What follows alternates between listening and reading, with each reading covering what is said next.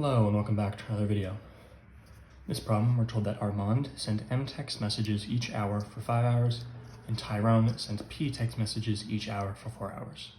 And we're asked which of these following expressions represents the total number of messages sent by the both of them on that Saturday afternoon. So what we're going to do is we're going to make an equation of our own and see which one of it lines up to. So we're told that we are looking for, sorry, not an equation, we're looking for an expression. There's nothing equal to anything, we're just looking for an expression. And it's going to be the total number of messages. And we're going to turn this, given the information we have, into an expression. So the total number of messages, how would you separate that out? Well, we can say the messages from Armand plus the messages from Tyrone.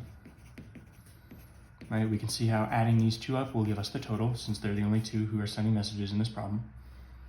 And how would we calculate the number of text messages that Armand sent?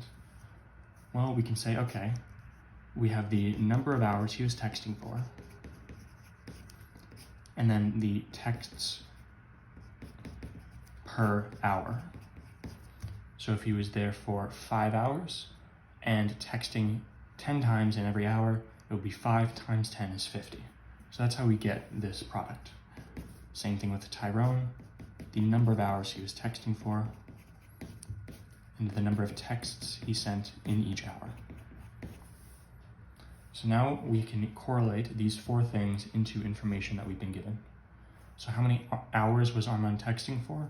Well, Armand sent M text messages for 5 hours, so that's 5. How many texts per hour did Armand send?